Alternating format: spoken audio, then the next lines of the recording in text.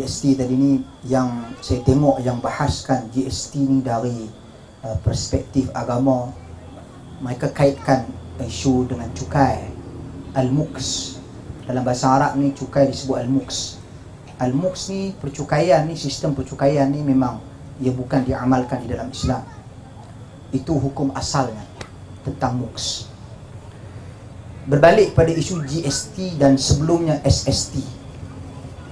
Tuan-tuan dan puan sekalian, masa ada SST dulu saya tak dengar pula. Ni saya nak bagi jawapan mudah ni.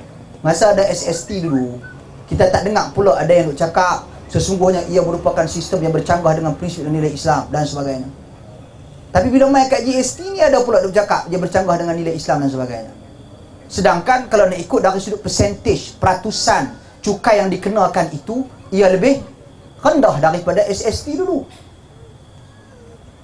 Dan kalau nak ikut tuan-tuan dan puan sekalian, sistem percukaian GST yang dibawa oleh kerajaan ini, terjemahannya itu, dia bukan dikenakan pada setiap lapisan. Sebaliknya dikenakan pada lapisan yang pertama sahaja, yang awal sahaja, di peringkat pengeluar, itu sahaja.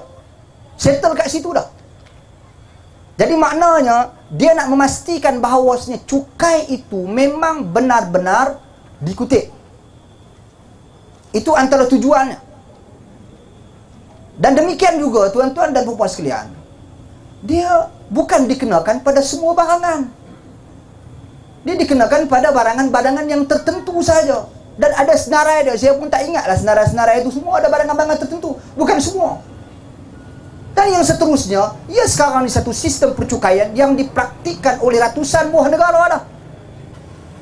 Kita bab lain nak ambil contoh Singapura, bab lain nak ambil contoh Amerika, bab lain nak ambil contoh ni. Mai bab ni tak mau ambil contoh bab Singapura, bab negara-negara jiran kita. Myanmar pun dah praktik berapa lama dah. Pasal apa ni? Sebab tu saya kata ini politik punya hal.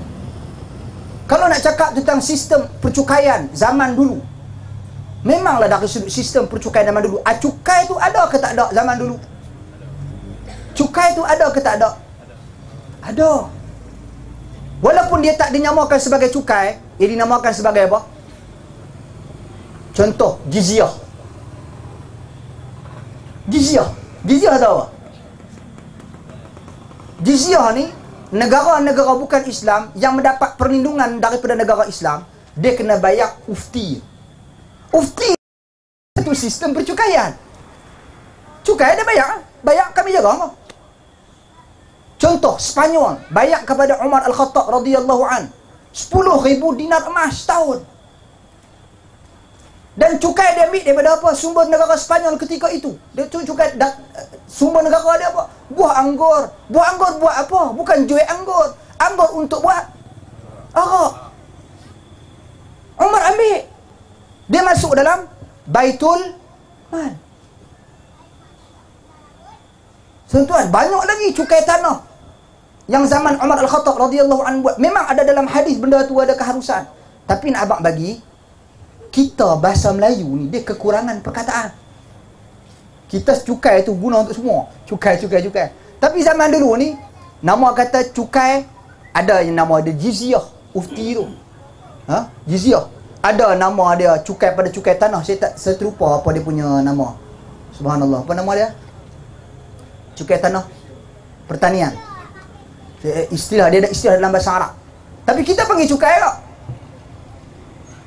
Di zaman Umar, cukai tanah ni tuan-tuan dan puan sekalian, contoh bagi orang yang menggunakan saluran air yang kerajaan sediakan, sistem peparitan dulu untuk perladangan, kurma dan sebagainya, dia kena bayar cukai pada kerajaan tu. Kena bayar cukai pada kerajaan. Dan cukai dia bukan kecil-kecil, cukai dia besar. Masuk dalam Baitul Mal. Untuk apa? Untuk pentadbiran negara, pengurusan negara, tu nak maintenance, parit siapa nak jaga. So itu yang dilaksanakan. Kemudian kalau nak ikut hujah daripada pengujahan Islam, ini para ahli ilmu telah bahaskan. Para ulama ada bahaskan. Dia panggil kaedah tasarrufur ra'i 'ala ar-ra'iyyati manutun bil maslahah. Tindakan seorang pemimpin ke atas rakyatnya itu bergantung kepada keperluan. Keperluan dia apa? Tengok keperluan. Apa perlunya cukai ni? Selama mana ada keperluan dan tidak menzalimi, menyusahkan orang, tuan-tuan dan puan sekalian, maka tak ada masalah. Kita pada hari ini kita berbeza, ada salah faham antara kehendak dan keperluan. Keperluan seorang satu rumah ada sebiji kereta aja. Kehendak 3 biji. Keperluan pakaian, seminggu ada 7 helai pakaian, cukup lah, minggu depan ulang balik. Tapi kehendak ada 80 helai. Raya pun, raya sebulan tu tiap-tiap hari tukar pakaian. Pasal apa? Duk atok rumah menteri mana nak pergi? Oleh tak kira orang ambil gambar sama, masuk Facebook tak boleh. Itu kehendak, bukan keperluan. Tuan-tuan tahu tak, lah ni tuan-tuan dan puan sekalian, orang pergi Mekah buat umrah, berapa banyak lah ni? Orang kita ni, setahun ni ramai. Saya difahamkan seminggu 3,000 orang pergi. Seminggu 3,000 visa dikeluarkan. Mungkin lebih. Kemarin baru beberapa hari lepas saya sembang dengan Timbalan Menteri Luar Datuk Hamzah Zainuddin, duk cerita pasal visa orang duk keluar negara ni. Berapa ramai? Tu pergi umrah. Pergi umrah ni maknanya mampu tu. Tapi kita duk cakap zalim. Berapa persen cukai yang kena kat atas kita ni sampai menyusahkan kita, menzalimkan kita? Lepas tu nak ambil contoh tu negara ni.